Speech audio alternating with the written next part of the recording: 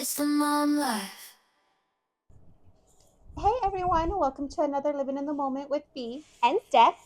And today we are talking expectations versus reality as new moms and just looking at things that we felt and a couple posts that we came across that resonated with us and stuff that we wanted to talk about. So this one should be fun. Yay! Yeah. I'll jump into the first one if that's fine. And Yeah, go for it. I've mentioned this before, but I had such a different idea of what breastfeeding would be versus what it actually was. Uh-huh. I had this like romanticized almost idea of what it was, right? You're connecting with your baby, it's magical, it's personal. And reality is, it is draining, it is life draining. Like, I feel, I'm always going to say I was so grateful that I was able to breastfeed, but I did not realize how much it was going to consume my life. Like, I feel like every single second was about feeding this baby or resting to feed this baby or Yeah. planning to feed this baby. And I was also pumping. And yeah, it was just a huge exhaustion. I was not expecting that at all. Well, I feel like all you ever know about that, unless you've gone through it, is what you see in TV and movies. And yeah, that's just makes it seem very, well, I guess maybe not as difficult as it actually is. Right. It's all consuming, like mentally, physically. It's overwhelming. I will tell you, I have hypothyroidism. I've shared that before. And so my supply stopped around 10 months. And as sad as I was also very grateful. And I was like, thank you, God. Now I can rest. I can get my body back. And yeah, so expectation, again, I'm glad that I did it for baby number two. If, we were blessed to have another one, I would do it all over again, except I would be more prepared as far as what to expect. It is exhausting. It's like a marathon that never ends, people. And yeah, no way I could have done anything like this, like a podcast while doing that. I don't know how other mothers do so much while breastfeeding. I And barely we had talked time we to do talked anything about but this sleep. last time we hung out. How you just said that you would try it again if you guys were to have another baby. I feel the same. Like, I have no idea about breastfeeding, because that's just it didn't work out for us. But if we do have another baby, I would very much potentially do formula again, because I thought it was a great experience. And I've said this before, Maddie is happy and healthy. And so, I obviously don't know. I don't know what we would do, but it's kind of the same thing, right? Like, that just reminded me of it, that, we would potentially do Well, that again too. it is, and I don't want to harp on it because like I said, I will do it again, but sometimes I feel bad with Stephanie because like me and Daisy will be like, oh my God, it was so exhausting. So we don't want to I put mean, a that's nothing bad to feel label bad on it. about, because I could go on about how, formula, I think, really had a really good impact on my mental health after, and, Right. my sleep. I'll talk a little bit about that too, because that's one of my expectations versus reality. So no, you don't have to, you guys don't have to feel bad. I have, my own take and experience on everything too. So Well, let's jump into yours. So you said yours was yeah, what, one of sleep? mine. So one of the things that I came across, where did I put these? So expectation was that babies form their own sleep schedule, and this is actually something that I saw before. And I don't think I necessarily thought that was going to be the case. I thought we were going to have to, just from researching, I thought we were going to have to sleep train, and I thought we were going to have to, pick one of these methods to use. And I don't even remember what they're called. The only one that comes to mind is Ferber method. And, I don't even remember what that one was. But, we're going to have to just put so much emphasis on sleep. And actually, Maddie did form her own sleep schedule. So that's one where this expectation, or I guess my expectation, is not the same as what I came across online for the sake of this podcast. But yeah, I thought we were going to have to, really focus a lot on sleep training, and we didn't at all. Maddie did form her own schedule. And I know that we talked about this before because, girlfriend would not nap. She was not a fan of napping in the beginning, Yeah, but Little Miss Sunshine. she has been sleeping through the night. I'll say since like 6 weeks. So, and she just did that on her own. I don't think I had any part in that.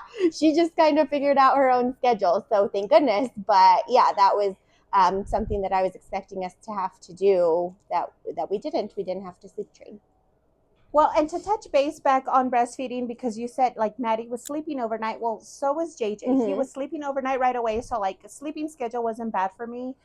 Um, but I also think that's what affected my milk supply because I wasn't getting up and feeding him or pumping at night. So if you are, breastfeeding and your baby's sleeping through the night, y'all still need to get up and pump if your baby doesn't want to wake up. If not, your supply will start to slow down. Yeah. And Um, that's like has to do with the time frames, right? So by sleep through the night, I mean she was getting 6-hour stretches, but right. she was still waking up to have a bottle. But I was kind of taking her cues on that versus I think breastfeeding, you probably had to, you had to get up, right? Like it was not, Right. yeah. Oh, and JJ was sleeping. Like there was no getting up. Yeah. Again, he was like when I told the doctor, I'm like, he's not getting up. Like he's just sleeping through the night. And they said, well, most babies do at 10 pounds. Mm-hmm. Your baby was born at about 10 pounds. So it makes sense that he's sleeping through the night right away. Yeah. Let's see, what was next on yours? I have going on sleep.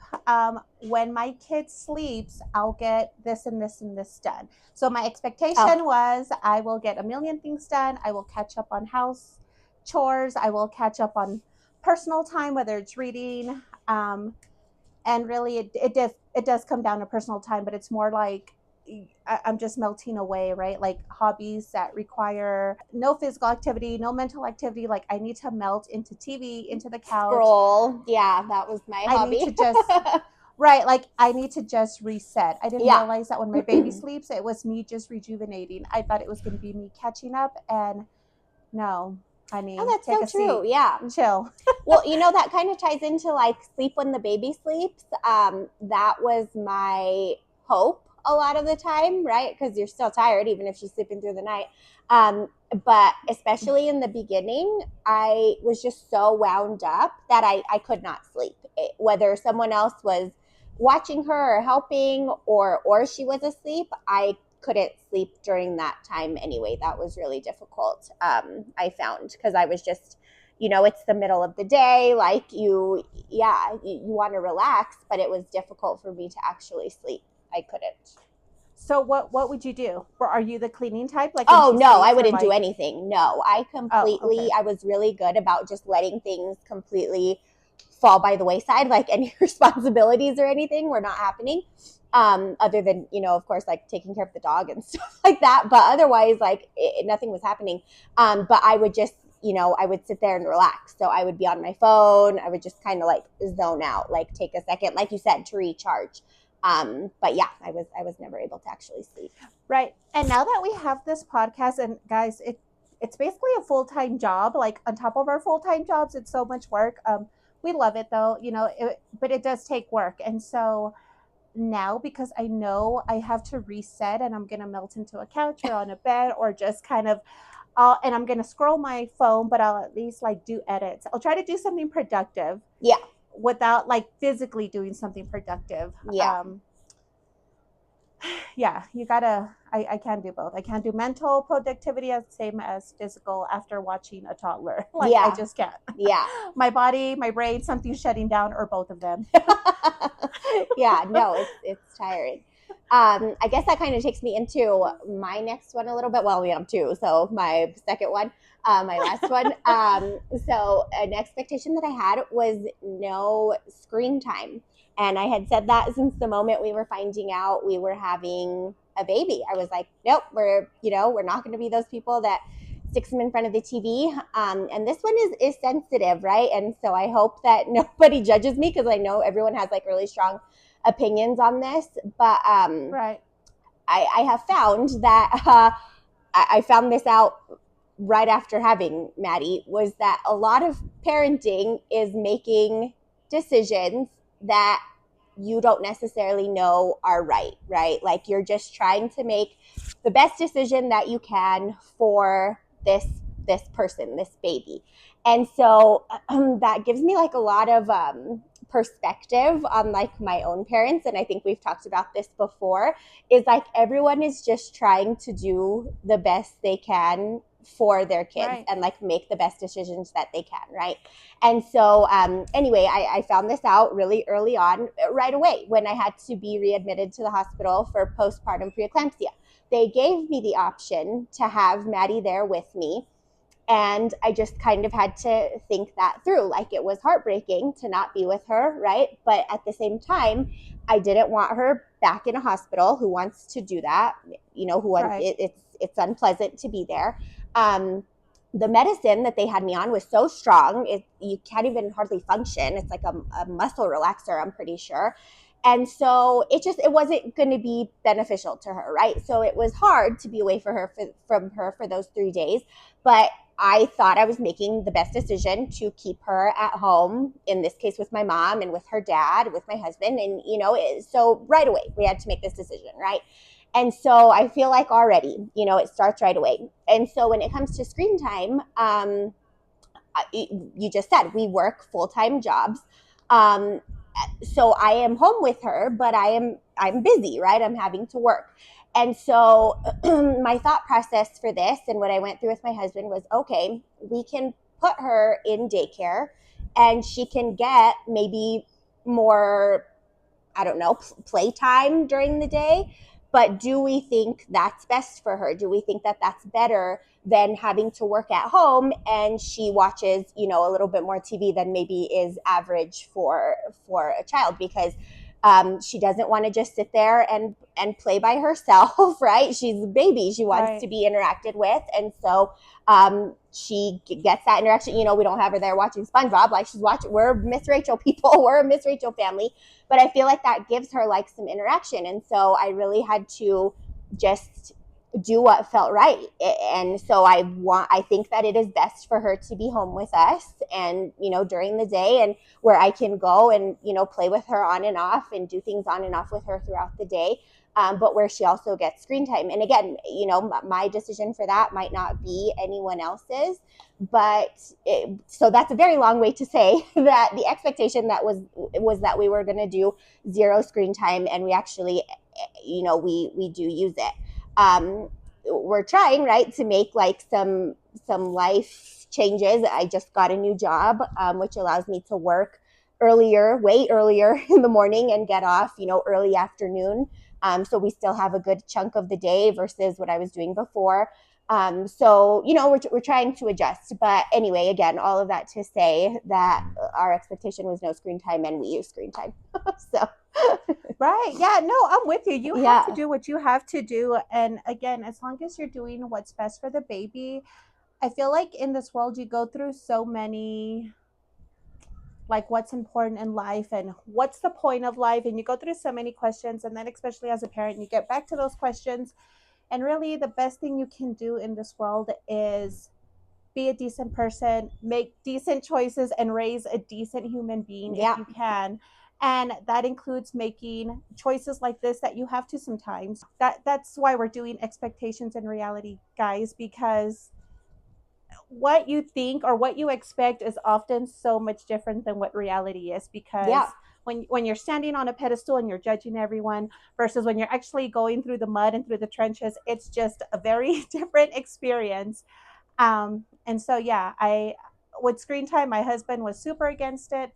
My baby's a year and a half. I think we started before the year and a half mark. That's when the pediatrician told us it was fine. I think we mhm, started just slightly before. mhm, But now he doesn't fight me anymore, my husband. Like, we don't put it on all day, but if he sees him watching it, it used to be an argument, and now it's not, because now he knows. I tell him, hey, either you sit and play with him while I wash dishes, or you wash dishes and I'll sit and play with him. yeah, Or I can wash dishes, he can watch that for a little bit, and you do whatever you're doing. Um, and so that's what works for us sometimes. You got to yeah, just do what works for you sometimes to get through the day. yeah. uh, yeah. Yeah, definitely. No, I just feel that it's like, I've seen so many posts about it, like, and so people are judgy, even like local mom group posts, and oh, I can't believe that, I saw this baby, at this place, and they were just on, screen time, and it's like, just just do what is best for you, but there's no reason to be here judging everyone else. Like, you don't know everyone else's situation, right? And I think that can be said for most of this. In fact, doing the research for like these posts, one thing I found, I think this was from, oh geez, I don't want to quote it because I think it was parent.com, that one. But just how it's important to be authentic about the difficulties of parenthood, because that can be, bring comfort and like compassion to people who feel like they just aren't doing it right, or, oh, yeah, exactly that. I'm not doing it right. I'm not doing enough. I'm not, whatever the case is. And so I feel like that's, yeah, exactly. Mom guilt, parent guilt. And I feel like that's a big part of the podcast too, is just to try to like shed some light on real life, like real things that come up, and how everyone's situation is going to be different, even between, two people, just you and I. Right. And I'll go off of that too, because another one of my like expectations versus reality, and we kind of touched base a little last time on sometimes we don't want to hear opinions, or parents don't want to hear opinions from people that are not parents. Oh, yeah. But most of the time, the people that are judging us as moms are parents. Mm-hmm. And most often, they are parents that have no room to talk. I've yet to meet a perfect parent or a perfect child. But you are going to get a lot from a lot of parents. And like you said, you're damned if you do and damned if you don't. Like, that's just what it comes down to, unfortunately. If you're on top of these children and doing everything by the book, then you're a helicopter mom. Mm-hmm. You're going to get crucified for that. If you just let go and let loose a little bit, then you are a neglectful mom. Mm-hmm. So you have to do what's best for you and your family. Again, as long as your baby is healthy, fed, sheltered, clean, guys, Oh, that's we're so true. doing okay. Yeah, to me, a perfect parent, right? Like, nobody's perfect. So, or a perfect child. Yeah. And life is not TV. Like, I feel like a lot of what comes up is, like I said, like, you just have TV and movies to go off of, and that's not real life. Or even social media. Like, social media is not real life. Nobody is out there, or a lot of the times people are not out there just, being honest about their daily struggles. It's hard to find stuff like that. Yep. So don't be hard on yourselves with, expectations and reality, guys. We're all surviving reality. Yeah. Expectations are just a mirage. Like, we're doing good. True. Exactly. Did you have any others? No, that's all I had. Did you have any others? No, just my two. It was hard to find, and even the first one, I think I didn't explain that right, but you guys get the point. You guys get the gist of it. You get what we're trying to say. And if you guys have any expectations versus reality, share with us. We would love to hear stories. Yes. We love hearing from you guys. So definitely, anything you came across or are currently coming across. These are, like, mine are more aimed toward the first year. B's are a little bit past that, and so that's all we know. But if you guys have any other experiences beyond that, share with us. We enjoy seeing it. Well, good hanging out, guys. Yeah, see you guys time next week. Bye. Living in the moment, it's the mom life.